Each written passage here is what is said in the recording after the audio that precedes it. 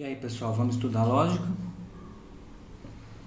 Então, na videoaula passada, a gente começou a estudar as sentenças da lógica de primeira ordem com um quantificador. A gente viu as proposições categóricas e falou um pouquinho sobre algumas questões relacionadas a elas.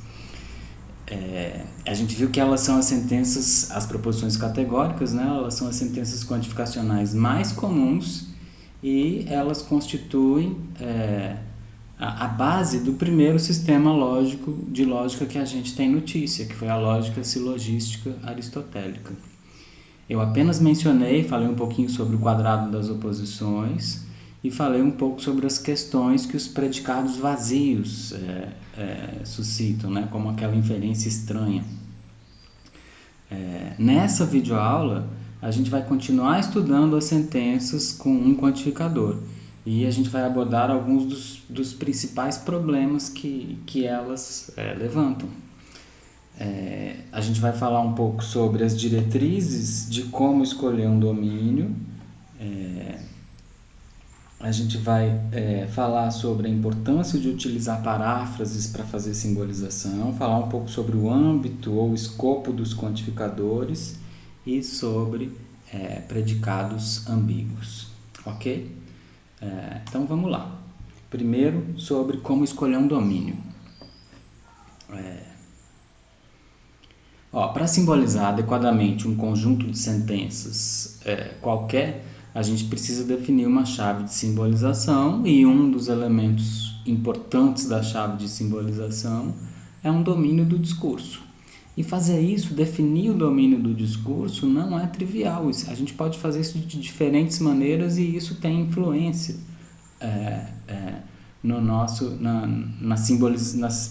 nas possíveis formas de simbolizar as sentenças. Então, olha só, considere essas duas sentenças aqui.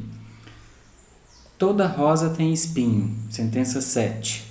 Estou continuando a numeração da videoaula anterior, tá?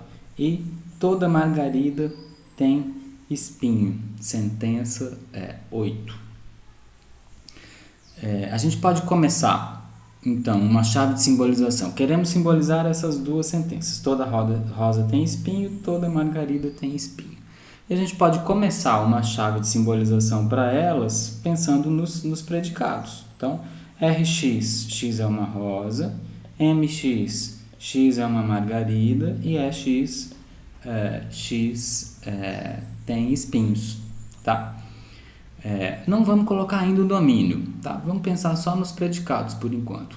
Pode ser tentador dizer que a simbolização de 7, por exemplo, toda rosa tem espinho, tem que ser aquela tradicional que a gente viu na aula passada, ou seja, para todo elemento x, se x é uma rosa, então x tem espinhos, tá? Para todo x, se x é R, então x é E. Mas dizer que esta é a maneira, a maneira única de simbolizar a sentença 7, antes de definir um domínio para a nossa chave de simbolização, seria um erro. Seria um erro. Por que seria um erro? Vamos dar uma olhada aqui. Quais são os possíveis problemas que a gente pode ter nesse caso? Se não houver rosas no domínio, suponha que rosa é um predicado vazio do domínio. Se não houver rosas no domínio, o predicado Rx será vazio, E essa sentença será vacuamente verdadeira, daquele tipo que a gente terminou a aula passada falando. Ela tem um predicado vazio, é uma universal afirmativa, e tem o predicado vazio no antecedente do condicional, tá? Então, se não houver rosas no domínio, o predicado Rx será vazio e essa sentença será vacuamente verdadeira. Talvez você ache que isso não é muito grave, já que toda rosa tem espinho mesmo. Mas e se no lugar do espinho, por exemplo, a gente tivesse dito estômago, toda rosa tem estômago? A sentença toda rosa tem estômago vinculada a um domínio onde não tem nenhuma rosa também é verdadeira. E isso é muito esquisito, também é verdadeira. Onde não há rosas, toda rosa tem qualquer propriedade que você queira dá a elas. Então esse é um primeiro problema que a gente tem que tomar cuidado na hora de definir o domínio do discurso. Mas tem mais, olha só. Um outro ponto é o seguinte. Se a gente escolher um outro domínio que não tem nada além de rosas, que qualquer coisa do domínio vai ser uma rosa, então a sentença 7, toda rosa tem espinho, pode ser simbolizado de um jeito um pouco mais simples, né? Ao invés de simbolizar ela assim, para todo x, se x é r, x é e, basta eu simbolizar ela assim, para todo x, x tem espinho. Ó. Por quê? Porque dado um domínio em que só tem rosas lá, quando eu digo para todo x, eu já estou dizendo para toda rosa, né?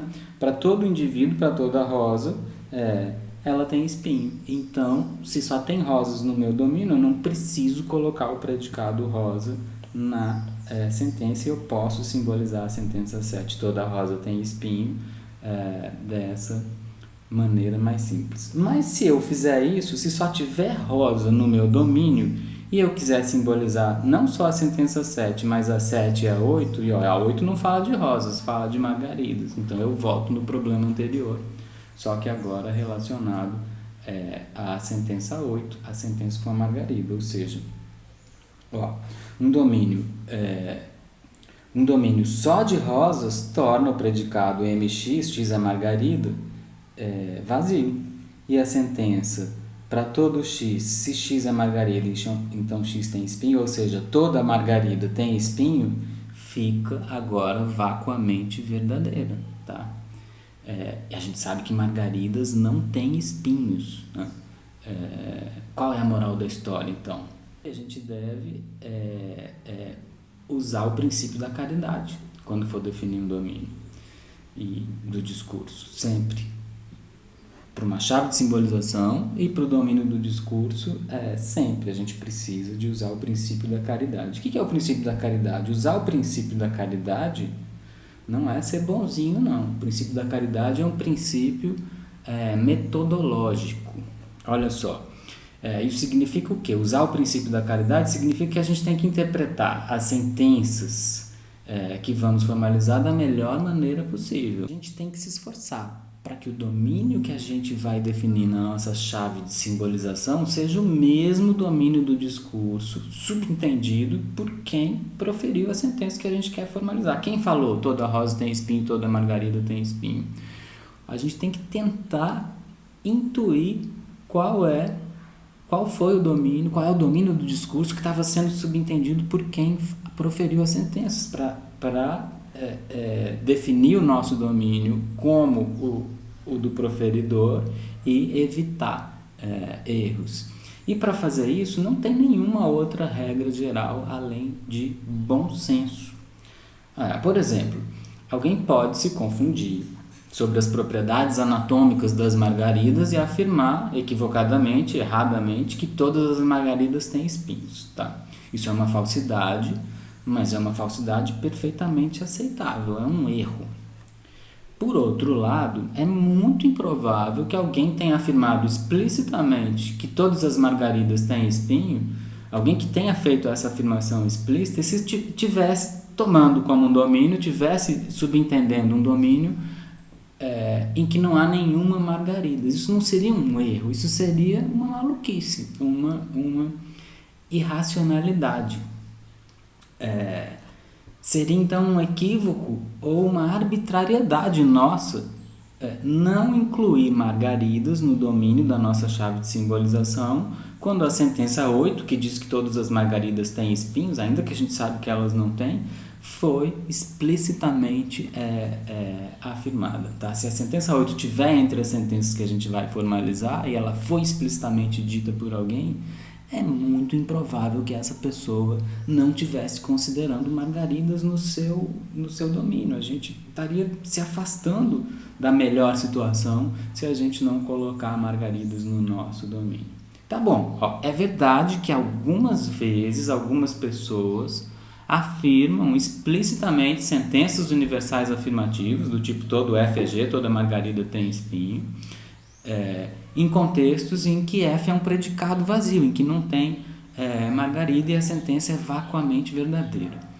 Mas isso, em geral, só acontece quando essa afirmação ela é intermediária, ela é um passo em uma argumentação maior. Ela é um passo argumentativo numa prova. Matemáticos, lógicos, filósofos, cientistas, no meio de alguma demonstração, no meio de uma cadeia argumentativa, podem fazer explicitamente afirmações vacuamente verdadeiras desse tipo.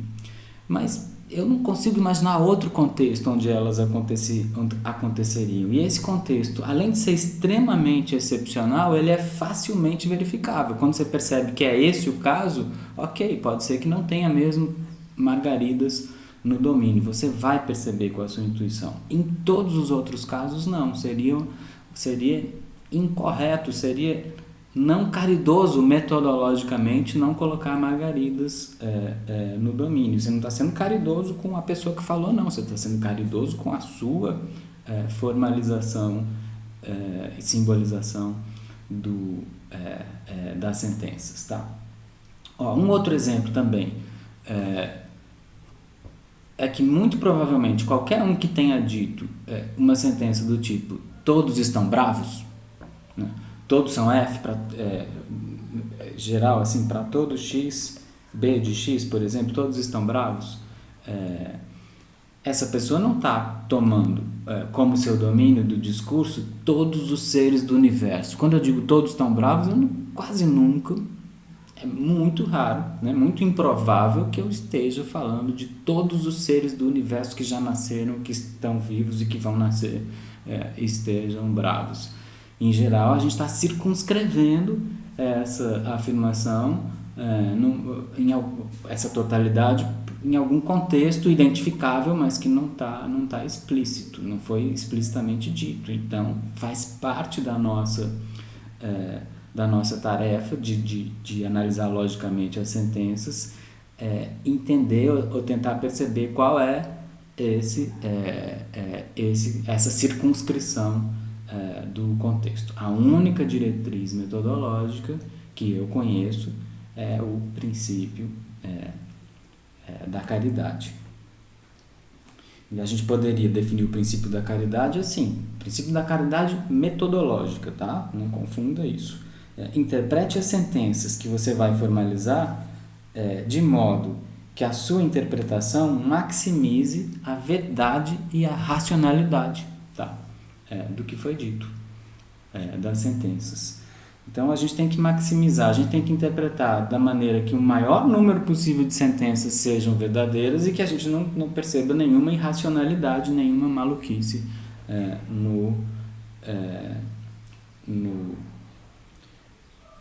que foi dito, tá? Mas, às vezes, a racionalidade entra em conflito com a verdade. Olha só, se por acaso a verdade entrar em conflito com a racionalidade, abandona a verdade e fica com a racionalidade. Por exemplo, é falso, mas é racional dizer que todas as margaridas têm espinhos quando a gente assume um domínio que contém margaridas. Se no domínio há margaridas, a afirmação todas as margaridas têm espinhos é falsa, porque margaridas não têm espinho. Por outro lado, é verdadeiro, mas é irracional, a não ser naqueles contextos demonstrativos especiais que eu mencionei. Dizer que todas as margaridas têm espinho quando a gente assume um domínio que não tem margarida nenhuma. Se não tem nenhuma margarida no domínio, a afirmação todas as margaridas têm espinho é vacuamente verdadeira, mas ela é irracional. A gente não diz isso a não ser naqueles contextos demonstrativos. Então, entre perder a razão e perder a verdade, abandone a verdade, mantenha a razão. A falsidade a gente sempre pode corrigir, tá? Eu acho que entre verdades irracionais e falsidades racionais, a gente vive melhor com as falsidades racionais. As falsidades são corrigíveis, a irracionalidade não parece, tá? Bom, então vamos lá. Essa é apenas alguns cuidados que a gente tem para tem que ter na hora de definir um domínio. Vamos agora falar um pouquinho sobre as paráfrases, sobre a utilidade das paráfrases, de fazer paráfrases para simbolizar uma sentença. A gente viu, falando das proposições categóricas, viu inclusive na aula anterior, mas vamos aprofundar um pouquinho mais aqui. Olha só, considera agora essas duas sentenças. 9. Se Dominguinhos é sanfoneiro, então é popular. 10. Se uma pessoa é um sanfoneiro, então é popular. Repara nessas duas sentenças, na 9 e na 10, que elas são condicionais, eu estou dizendo sim, então, tá? E o consequente do condicional das duas é o mesmo. É popular na 9 e é popular na 10, tá? Apesar disso, essa expressão é popular, ela diz coisas muito diferentes em cada caso. E para perceber isso, as paráfrases vão ajudar muito. Para perceber claramente essa diferença, ajuda se antes de simbolizar uma sentença, a gente fizer uma ou mais paráfrases dela que são mais diretamente simbolizáveis, tá? Então, antes da gente ver as paráfrases, só vou fixar aqui a chave de simbolização. Domínio pessoas, tá? SX é predicado, X é sanfoneiro.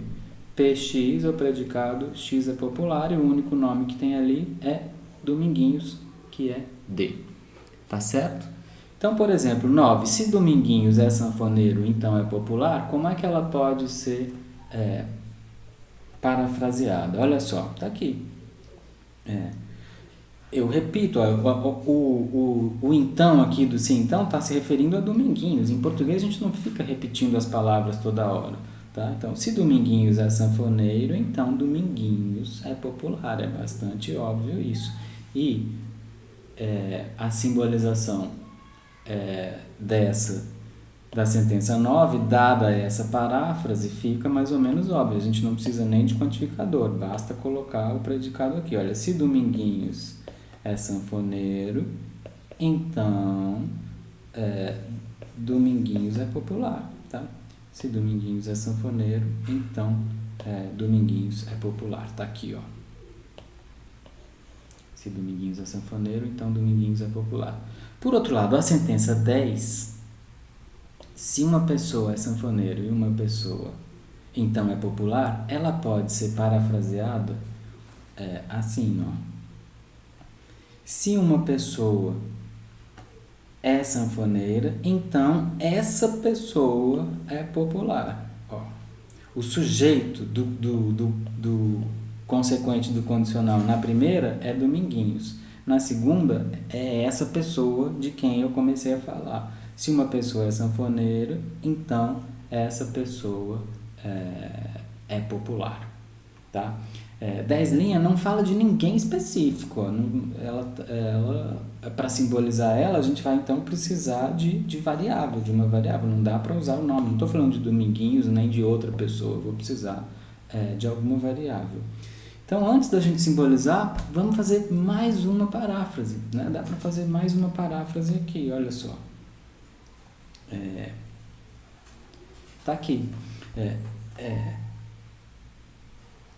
Para qualquer pessoa X, se X é sanfoneiro, então X é popular. Essa segunda paráfrase aqui é uma paráfrase de 10, que é dessa primeira aqui, que é uma paráfrase de 10. Se uma pessoa é um sanfoneiro, então é popular, é a mesma coisa. Que se uma pessoa é sanfoneira, então essa pessoa é popular, ou seja, para qualquer pessoa X, se X é sanfoneiro, então X é popular. A gente coloca já as variáveis na nossa paráfrase antes de simbolizar, porque facilita muito na hora de escrever a sentença. Pronto, agora a gente consegue perceber que essa aqui é uma universal afirmativa, né? A gente vai usar o quantificador universal aqui, ó, para qualquer pessoa X, se X é sanfoneiro, então X é popular.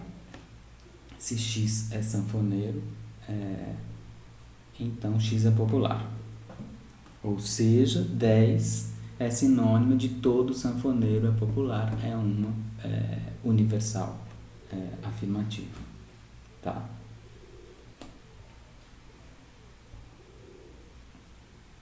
Ó, considera agora essas outras duas sentenças. Eu vou deixar a chave aqui de simbolização aqui embaixo como cola pra gente. Considera agora essas outras duas sentenças. Se alguém é sanfoneiro, então Dominguinhos é popular. Estranho, né? Mas a gente entende o que está sendo dito. Se alguém é sanfoneiro, não é uma sentença muito comum, mas é compreensível. Se alguém é sanfoneiro, então Dominguinhos é popular. E a 12. Se alguém é sanfoneiro, então também é popular. Olha, aqui é o caso oposto do anterior. Ó. A mesma expressão, eu tenho duas sentenças condicionais, se, então, e a mesma expressão, eu tenho a mesma expressão no antecedente das duas. A mesma expressão no antecedente das duas. Apesar disso, que alguém é sanfoneiro, né? A expressão que está no antecedente das duas. Apesar disso, essa expressão em cada uma das duas sentenças tem significado bastante diferentes e não é nada trivial perceber isso. A chance da gente errar aqui é fácil. É por isso que a gente precisa da paráfrase, porque a mesma expressão significa coisas diferentes quando a gente entende ela no contexto da sentença. Então vamos usar essa nossa tática das paráfrases para interpretar e simbolizar corretamente essas sentenças. A sentença 11, ela pode ser parafraseada por... Ó, sentença 11. Se alguém é sanfoneiro, então Dominguinhos é popular. Ó, eu poderia parafrasear ela como: se há pelo menos um sanfoneiro, então Dominguinhos é popular. A 11 está querendo dizer isso. Ó. Se alguém é sanfoneiro, se existe pelo menos uma pessoa que é um sanfoneiro, então Dominguinhos é popular. Então ela é um condicional que tem no antecedente uma afirmação existencial. Se existe pelo menos alguém que é um sanfoneiro, olha, eu colocaria assim: existe um X, SX. Se existe pelo menos um sanfoneiro, então Dominguinhos é popular. Então Dominguinhos é popular. Essa parece uma simbolização adequada para a sentença 11. A gente percebe ela um pouco mais facilmente quando a gente faz a paráfrase. Já a sentença 12, ela pode ser parafraseada assim, ó.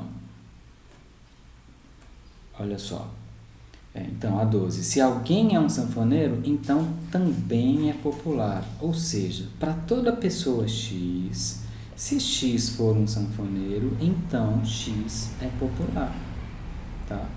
Ó, se alguém é um sanfoneiro também é popular, eu pego uma pessoa qualquer.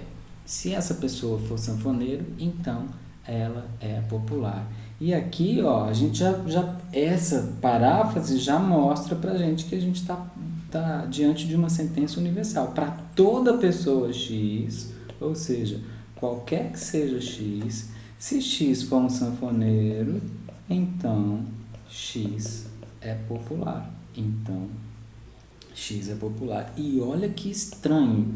Essa sentença, ó, universal afirmativa, todo SAP, todo sanfoneiro é popular. Se alguém é um sanfoneiro, então também é popular, é uma outra maneira de dizer que todo sanfoneiro é popular. E isso é muito estranho, porque a sentença 12 está escrita com a palavra alguém, algo, algum, que parece que está muito mais diretamente relacionada com o quantificador existencial. Existe, mas quando a gente pensa um pouquinho, quando a gente faz uma paráfrase que é dela e percebe claramente que é uma paráfrase dela, a gente vê que não é o existencial que a gente tem que usar para simbolizar essa sentença, mas é o universal. Tá? Então a gente tem que tomar muito cuidado aqui, certo? Então qual é a moral da história?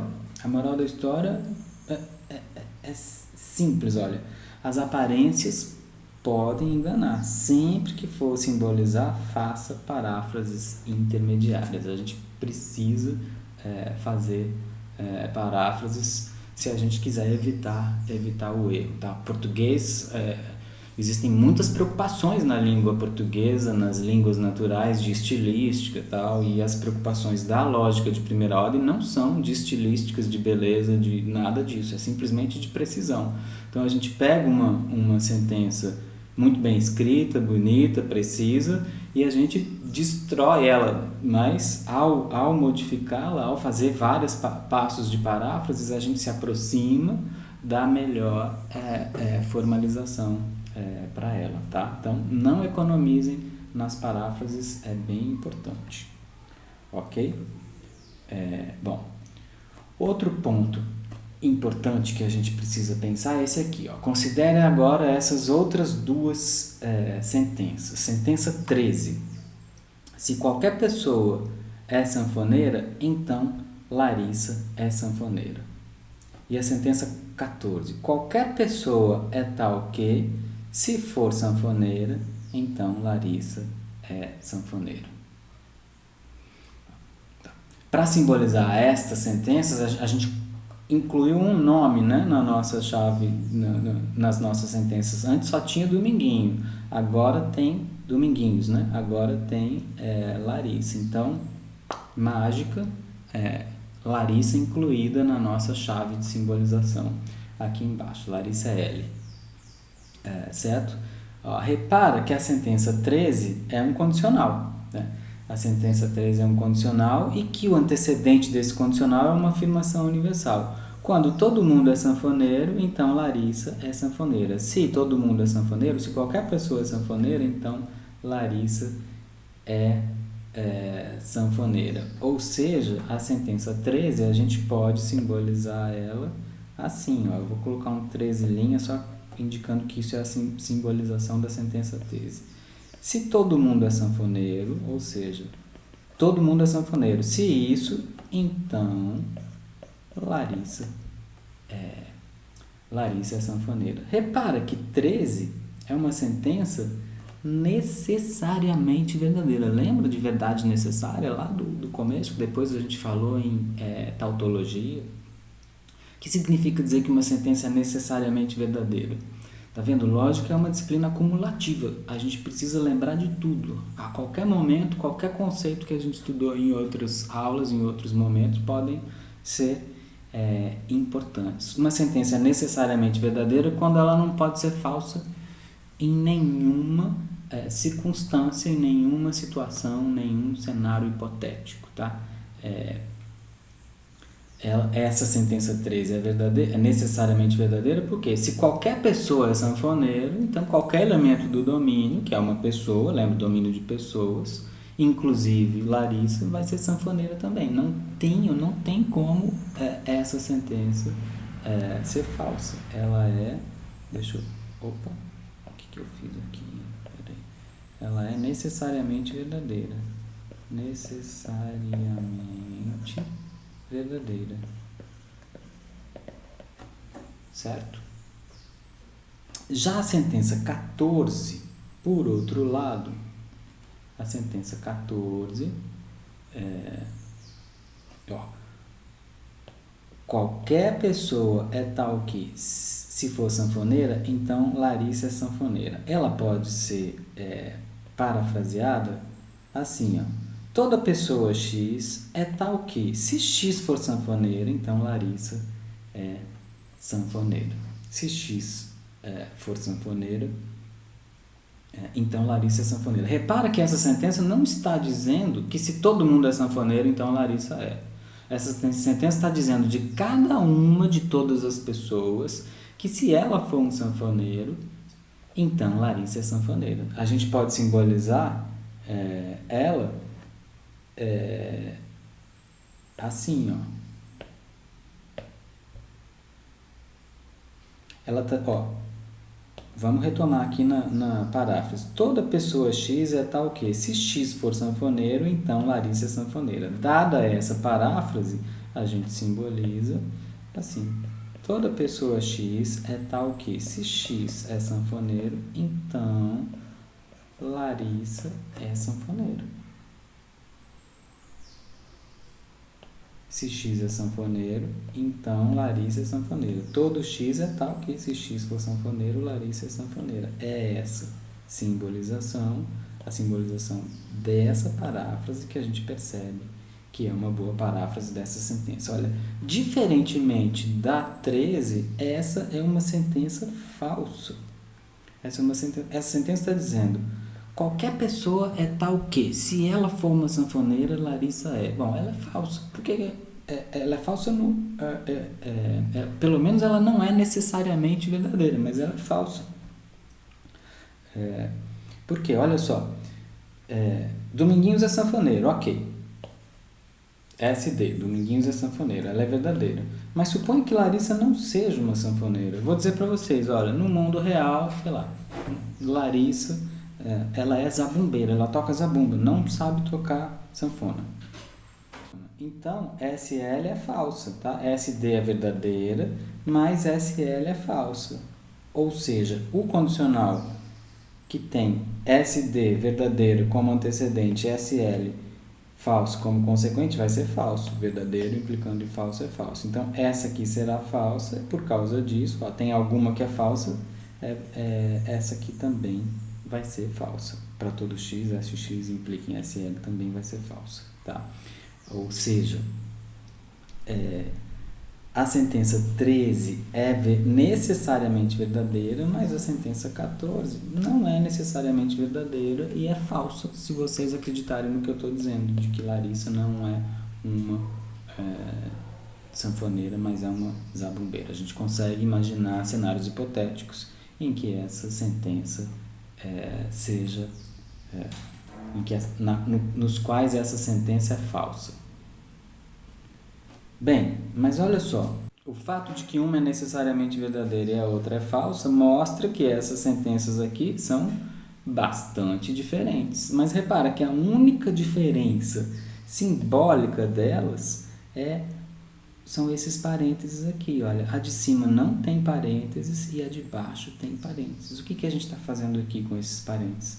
A gente está delimitando o âmbito dos quantificadores, tá? Esse para todo aqui, ele está se referindo a apenas o SX, ele está circunscrito no antecedente do condicional.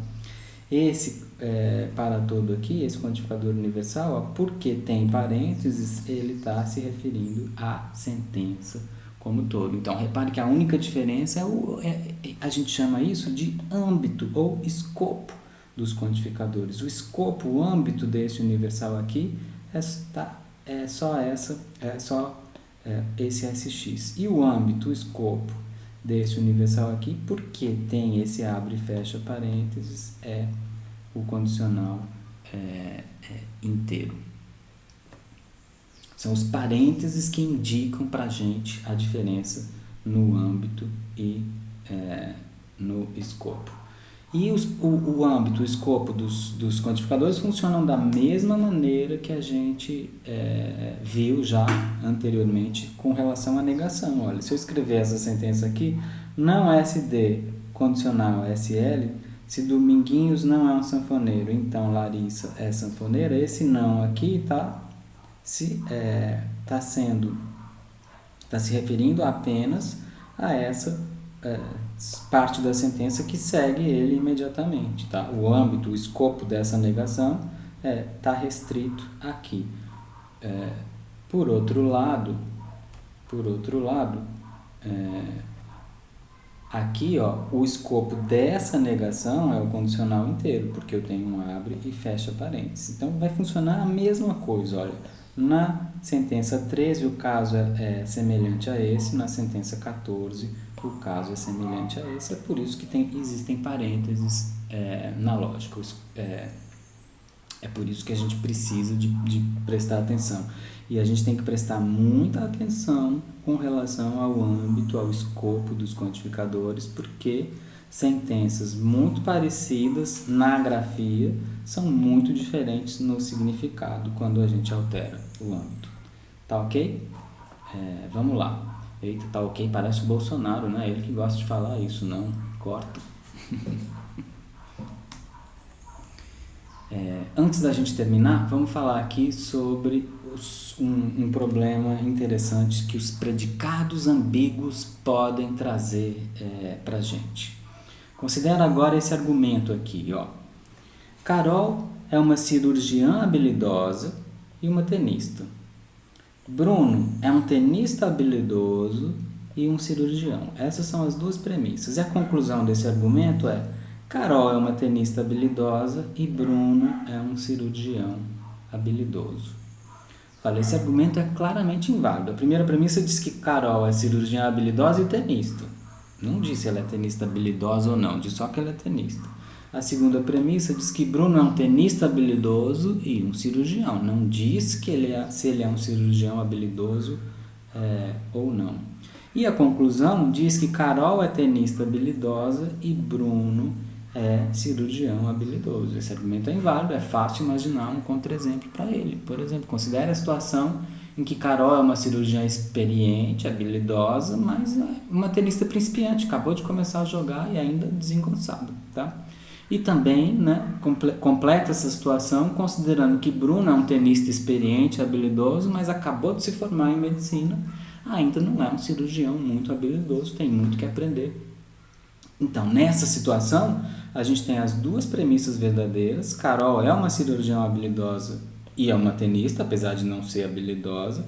Bruno é um tenista habilidoso e é um cirurgião. As duas premissas são verdadeiras nessa situação que eu disse para vocês, mas a conclusão é falsa. É falso que Carol é uma tenista habilidosa e é falso que Bruno é um cirurgião habilidoso. Então, esse argumento ele é claramente inválido. Deixa eu escrever aqui. Ó.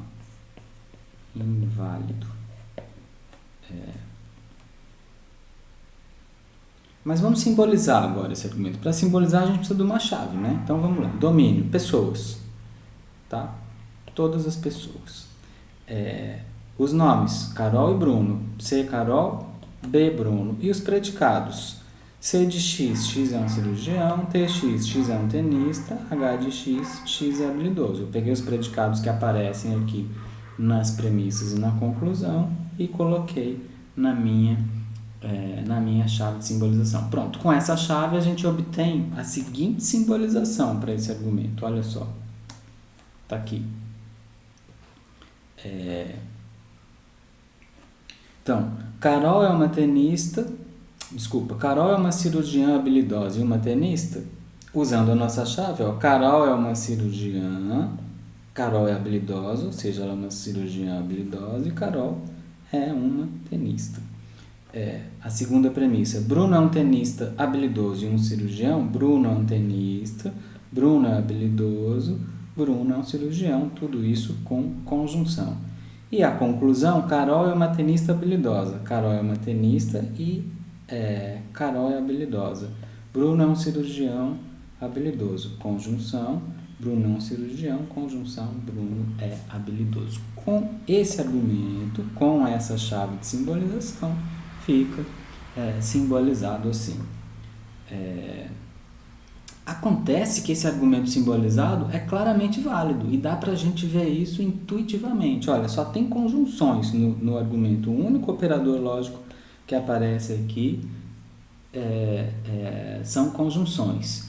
E tudo que é afirmado na conclusão, todos os conjuntos afirmados na conclusão foram afirmados entre as premissas. Olha, na conclusão eu estou dizendo Carol é tenista, Carol é habilidosa, Bruno é cirurgião, Bruno é habilidoso. Ó, TC está dito aqui na primeira premissa, HC está dito aqui na primeira premissa, CB aqui na segunda, HB aqui na segunda. Tudo que está sendo dito aqui foi dito ali. Se isso aqui é verdade, como isso é conjunção, para tudo isso aqui ser verdade, cada um dos conjuntos tem que ser verdadeiro. Lembra da tabela de verdade, né? Então, quando tudo isso aqui é verdade, isso aqui vai ser verdade. Vai ser verdade também. Esse argumento simbolizado, ele é claramente válido. Pronto, a gente tem um problema aqui. A gente tem um problema.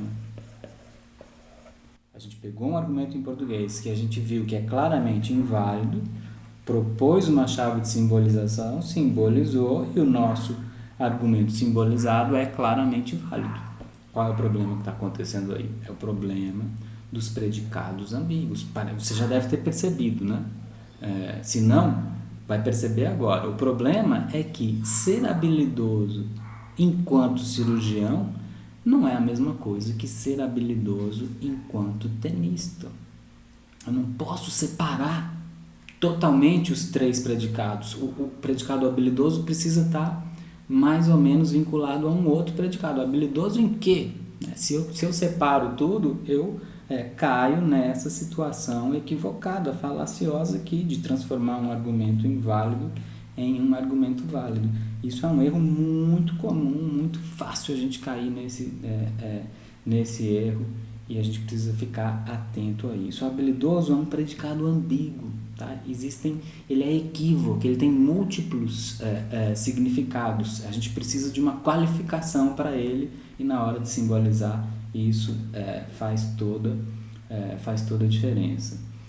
Para simbolizar corretamente esse predicado, então, a gente vai precisar de dois predicados diferentes para habilidoso. Habilidoso como tenista e habilidoso como cirurgião. Então, a gente tem que corrigir a nossa chave de simbolização aqui. Eu vou colocar H1x, x é habilidoso como cirurgião, e H2x, x é habilidoso como tenista. Olha, aqui está tudo no masculino, tá? Porque eu estou usando o gênero neutro da língua portuguesa, que é o gênero masculino, mas habilidoso ou habilidosa, cirurgião ou cirurgião, tá certo? Então, olha só, com isso, com essa nova chave de simbolização, né, separando o argumento habilidoso em dois, habilidoso como cirurgião e habilidoso como tenista, a nova simbolização do argumento fica assim, olha só, está aqui, as premissas. Carol é uma cirurgiã habilidosa e uma tenista. Então, Carol é uma cirurgiã e é habilidosa como cirurgiã, H1, e tenista. Bruno é um tenista habilidoso e um cirurgião. Então, Bruno é um tenista e habilidoso como tenista, H2, e um cirurgião. E a conclusão, Carol é uma tenista habilidosa. Carol é uma tenista e habilidosa como tenista, H2. E Bruno é um tenista, e Bruno é um cirurgião e habilidoso como cirurgião. Bruno é um cirurgião e habilidoso como cirurgião, H1. Olha, esse argumento, agora a gente pode ver que ele é intuitivamente inválido. Por que ele é inválido? Mesma coisa, só tem conjunções aqui, tá? Só tem conjunções aqui. E a gente consegue encontrar na conclusão coisas que não foram ditas nas premissas. Na conjunção eu tenho H2C, então eu estou dizendo que Carol é habilidosa como tenista, mas eu não acho isso dito em nenhuma das premissas do argumento. E na conclusão eu tenho H1B, Bruno é habilidoso como cirurgião, e eu não acho isso dito em nenhuma das premissas. Então eu consigo imaginar uma situação em que tudo isso aqui é verdadeiro, mas isso aqui não é verdadeiro. Ou seja, há conjuntos H2C e H1B na conclusão que não foram afirmados nas premissas. Então parece sim concebível uma situação com premissas verdadeiras e conclusão falsa. Portanto, esse argumento simbolizado agora, com a nossa correção, ele é inválido, e o problema foi resolvido. Problema resolvido. O nosso argumento intuitivamente inválido em português foi mesmo simbolizado, a simbolização que a gente obteve para ele confirma essa invalidade. Olha, esse mesmo fenômeno dos predicados ambíguos ocorre com muitos outros predicados. Bom, o que é ser bom? Bom, a pessoa pode ser boa de muitas maneiras diferentes. Grande, ruim, rápido, pequeno. Olha, do mesmo jeito que cirurgiões e tenistas habilidosos têm habilidades diferentes, por exemplo, cachorros grandes, formigas grandes e problemas grandes são grandes de maneira muito diferente. Se no nosso argumento, nas sentenças que a gente quer formalizar, a gente usar a palavra grande relacionada com cachorro, com formiga e com problema, muito provavelmente a gente vai precisar separar o predicado grande em três. Porque ser uma formiga grande é muito diferente do que ser um cachorro grande e é muito diferente do que ser um problema grande. Precisamos de predicados diferentes para simbolizar os diversos significados dos predicados ambíguos. Então, a moral desses exemplos é a seguinte, olha, esse aqui é um trecho do livro. A moral desses exemplos é que é preciso ter cuidado ao simbolizar tais predicados ambíguos, de modo que, quando mais de um sentido de um predicado ambíguo ocorre em um dado contexto, esses sentidos diferentes devem ser formalizados na lógica de primeira ordem por predicados diferentes.